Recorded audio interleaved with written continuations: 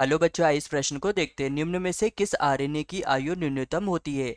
ए mRNA, B tRNA, सी rRNA, D उपरोक्त में से कोई नहीं।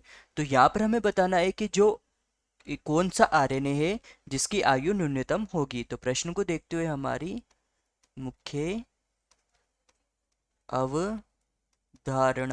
अवधारणा होगी कि आरएनए क्या है।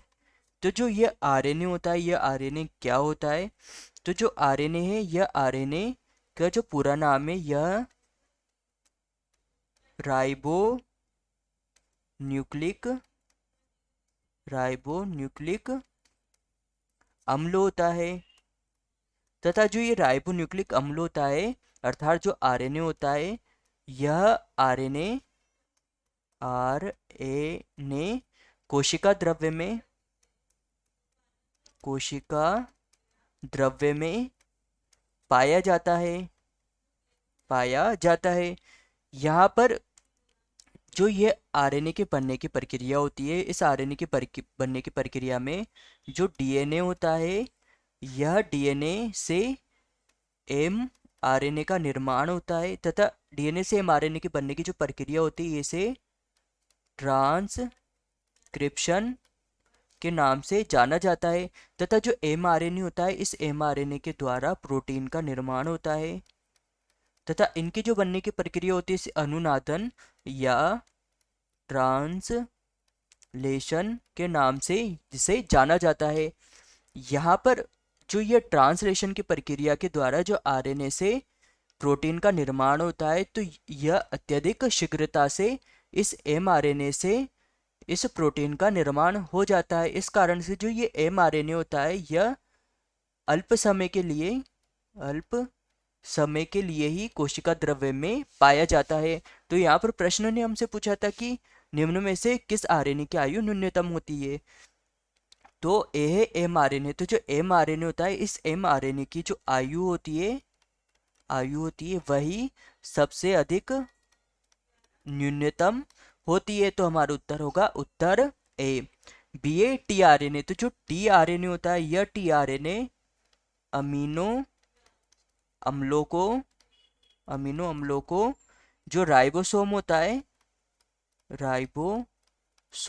है उस पर लाता है या उस पर लाने का कार्य करता है। तो यह भी हो जाएगा गलत, क्योंकि इसकी आयु न्यूनतम नहीं होती है। C A R R N A. तो जो ये आर आर एन ए होता है, यह R R N A ribosome पर उपस्थित होता है। तथा यह राइबोसोम पर जो प्रोटीन निर्माण होता है, उस प्रोटीन निर्माण के लिए यह टीआरएनए तथा एमआरएनए के लिए यह एक प्रकार के संधि स्थल का कार्य करता है। तो यह इसकी आयु भी अल्प नहीं होती है। तो यह हो जाएगा गलत। और डी है उपरोक्त में से कोई नहीं। तो यह भी हो जाएगा गलत, क्योंकि हमारा उत्तर है उत्तर ए एमआरएनए। तो यहाँ पर हमारा प्रमुख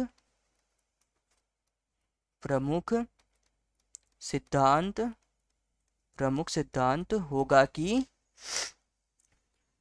आरएनए से प्रोटीन निर्माण होता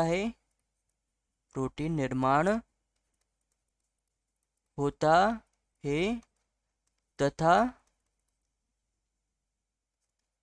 आरएनए डीएनए से बनता है तथा जो डीएनए है, डीएनए